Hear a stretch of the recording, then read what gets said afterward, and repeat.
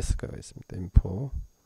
그리고 요 사이를 쭉 들어가면 여기에는 뭐 회장실이 있고 임원실이 있고 회의실이 있고 상담실이죠.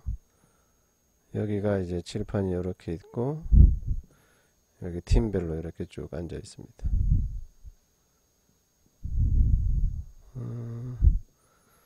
여기 팀장이 앉고 보통 여기 팀원들이 앉게 되겠죠. 팀원들. 이런 구조로 되어 있고요. 이렇게 출근해서 여기 이제 딱 모여서 문을 닫아 놓습니다. 누가 있는지를 모르게 하기 위해서. 그러니까 땅 사로 상담하는 사람은 여기 하고 요 임원실하고 왔다 갔다 하면서 상담받고 가기 때문에 여기에는 도대체 무엇이 있는지를 잘 모릅니다. 그래서 매일 하는 일이 처음에 출근하면 여기 칠판에 뭐가 적혀 있습니다. 칠판에 영업 1팀 가계약 몇 건 이렇게 적혀 있고 즉 팀별 실적이 적혀 있는데 출근하는 순간부터 팀별 실적 압박에 시달리게 됩니다. 왜냐하면 월급을 줬기 때문이죠. 무언의 압박입니다.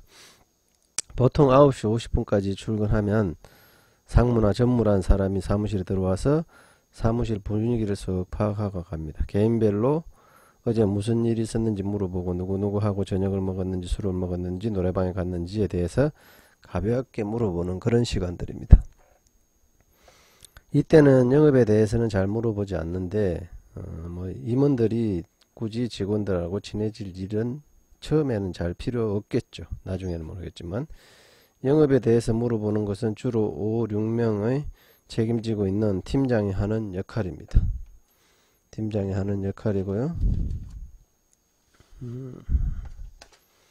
아침 조회는 10시 30분에서 11시 30분까지 1시간 정도이며 주로 부사장, 전무, 상무 등 임원들이 담당을 합니다.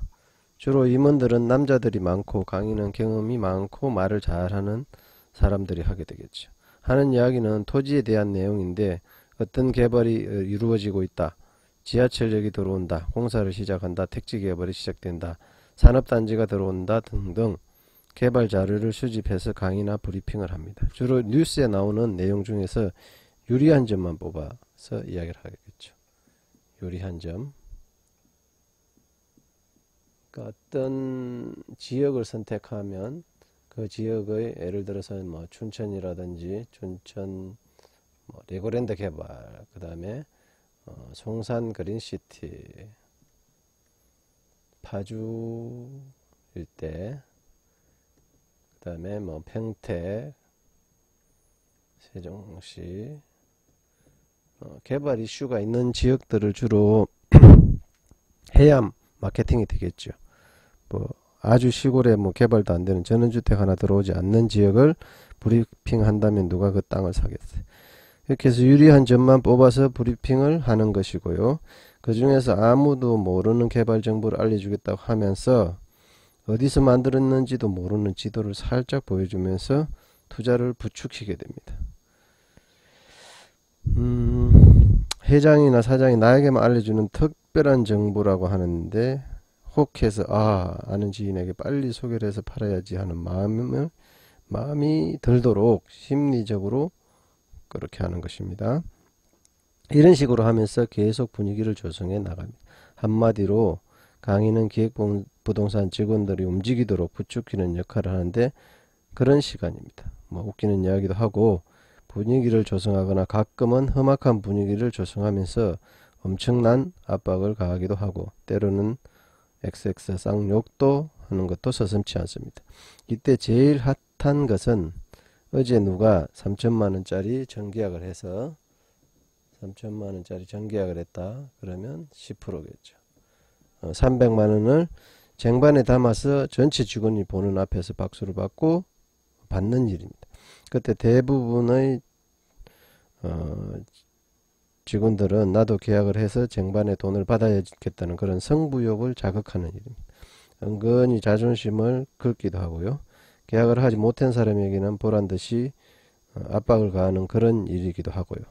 또 땅이 안 팔려서 오래 걸리면 어떤 시상이라는 걸 하거든요. 시상식 할 때는 시상처럼 그러면 10% 주는 수익률을 플러스 5%를 추가로 주는 이를 시상이라고 하기도 합니다. 시상 중에 해외여행을 가는 시상도 걸리게 되는데요.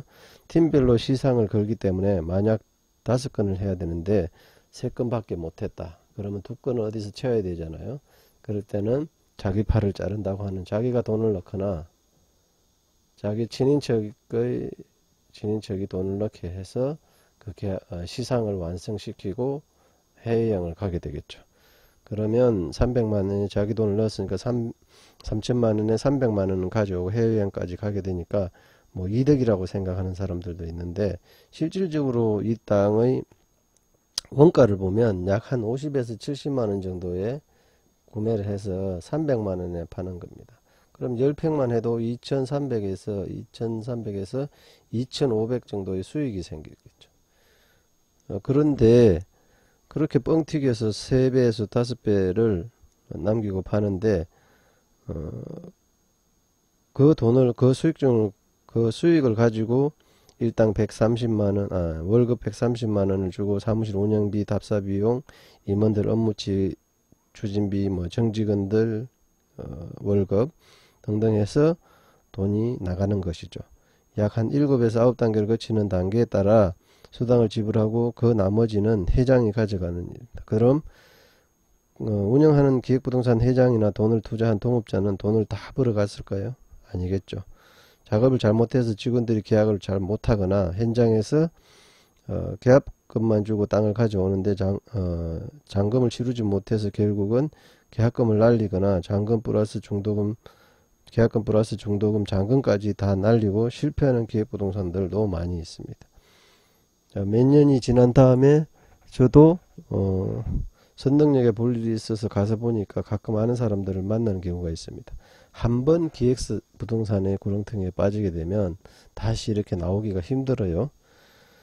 왜 힘드냐 하면 자신이 그 월급 130만원이라는 달콤한 그 미끼에 낚여가지고 빠져 있는 줄도 모르고 계속해서 그 다람쥐 쳇바퀴 돌듯한 생활을 하거든요. 현장에 가 보시면 그런 땅들을 싸게 살 수 있는데, 현장에 가 볼 수 없는 사람이라든지 귀찮아서, 아니면 나이가 많아 가지고 그런 거 저런 거 따지지 않는 사람들이 대상으로 되겠죠. 그래서 이런 기획부동산들의 원가는 뭐 아주 싸게 가져와서 고가에 판매하는 일이라고 볼 수 있고요. 정상적으로 토지 부동산에 대해서 공부를 하고 싶은 사람들은 이런 기획부동산에 빠지지 마시고 저에게 세미나 강의 상담을 요청하면 알려주도록 하겠습니다.